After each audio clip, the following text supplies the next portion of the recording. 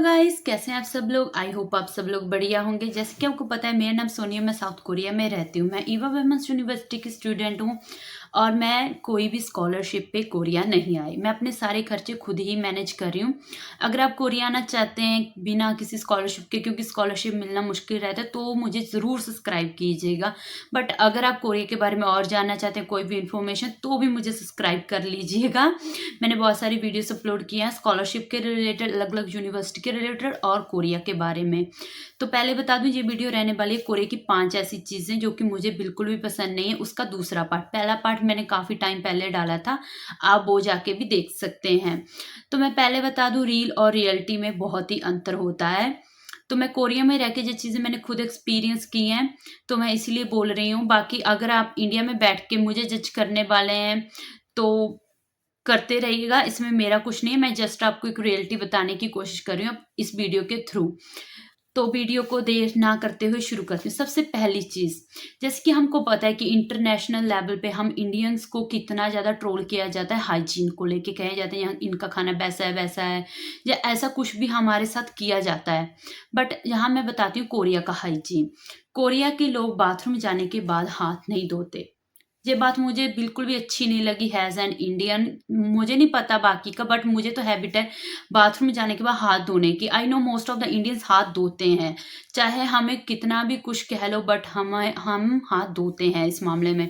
आप कहेंगे अब तुम्हें कैसे पता कोरियन हाथ धोते हैं या नहीं धोते। तो भाई मैंने देखा है। इसके रिलेटेड 2 स्टोरीज हैं। पहला, जब मैं इस डॉम में मूव हुई, आप अगर आपने मेरे चैनल पे पुराने सब्सक्राइबर हैं, आपको पता होगा मैं अभी नए अलग डॉम में रह रही हूँ। जो पुराना डॉम है जहाँ शावर एरिया और जो भी रेस्ट रूम का एरिया वो जॉइन है।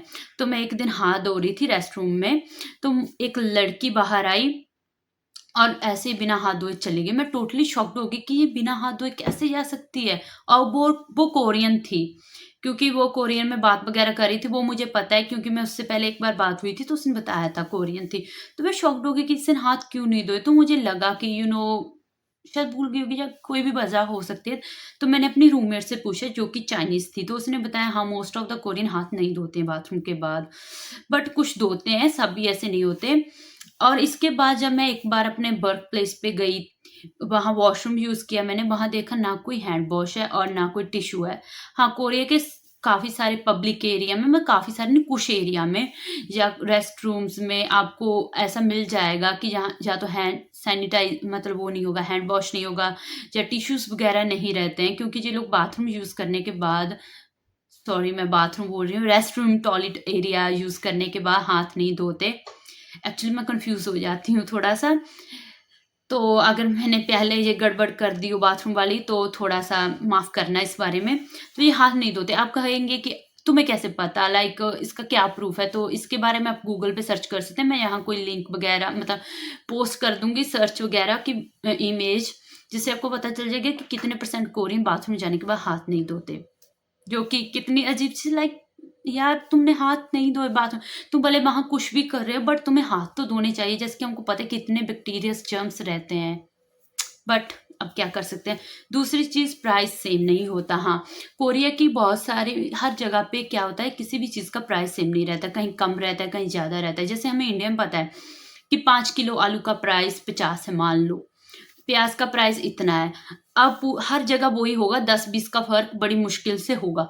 बट कोरिया में ऐसा नहीं है। कोरिया में हर चीज़ में फ़र्क मिल जाएगा। जैसे हमें पता है कि कुरकुरे का या लेस का पैकेट 5 का आता है, 10 का आता है, 15 का आता है। कोरिया में कहीं आपको 15,000 वॉन का मिल रहा है, कहीं 2,000 वॉन का, कहीं उससे ज़्यादा का मिल रहा है।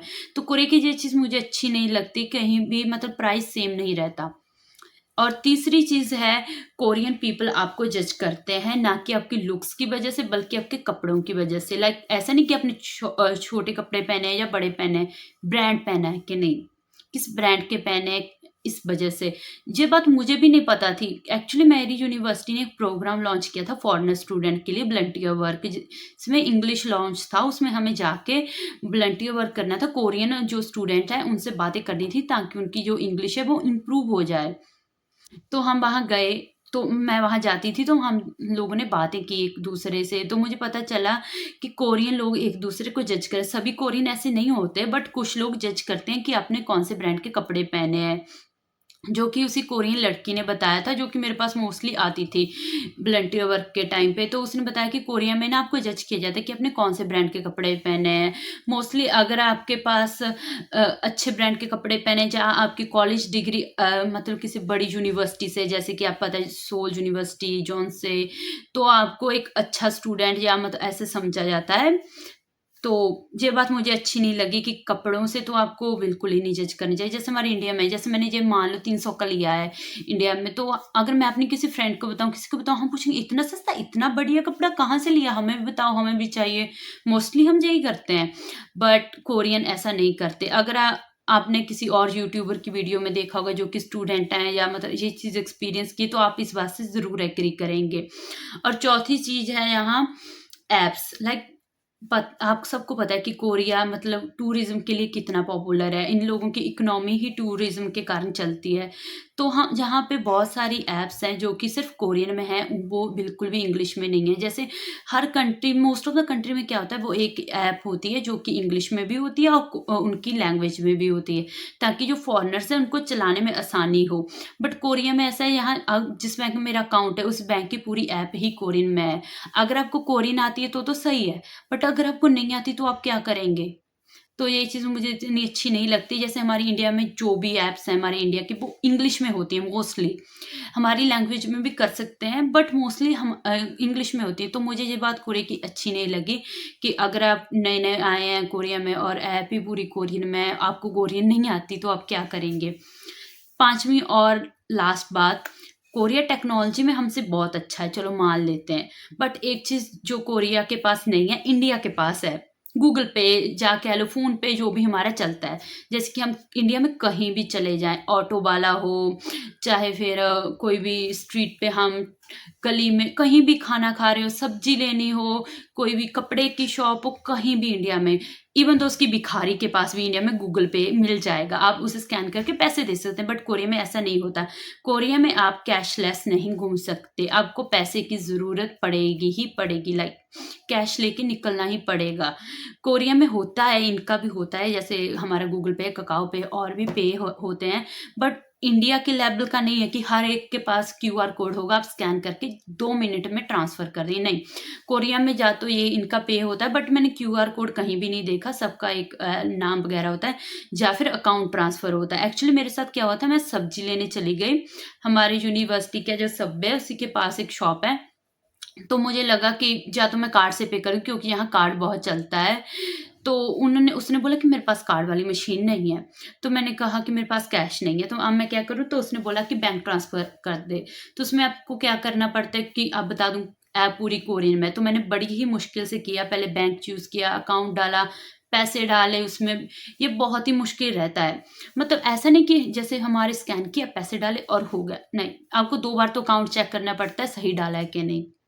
तो ये 5 चीज़ें, मुझे नहीं पता ये वीडियो कैसी बनी, मैंने अपनी दिल की बात आपको बता दी, जो कि मुझे कोरिया के बारे में अच्छी नहीं लगी हैं।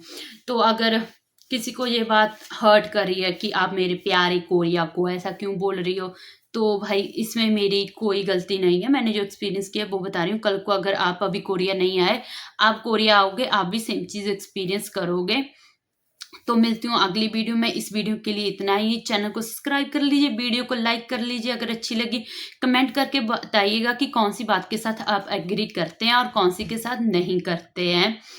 वैसे अगर आप इंडिया में हैं या कोरिया से बाहर हैं, तो आप ऐसे नहीं बोल सकते कि आप इस बात से एग्री नहीं करते, क्योंकि जब तक आप किसी भी चीज़ को एक्सपीरियंस नहीं करते ना, आपको नहीं पता चलता।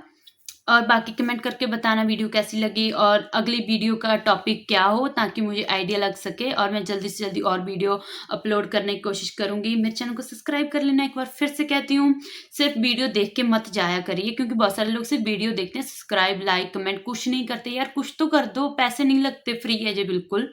और अपने दोस्तों के साथ शेयर कर दो जो कि कोरिया आना चाहते हैं, ताकि उन्हें कोरिया के बारे में पता चल जाए और वो पहले से प्रिपेयर है, मोस्टली कैश वाली बात के लिए, ताकि वो अपने साथ कैश लेके चलें, ताकि उन्हें जो भी खाना हो खरीदना उसमें कोई प्रॉब्लम ना हो।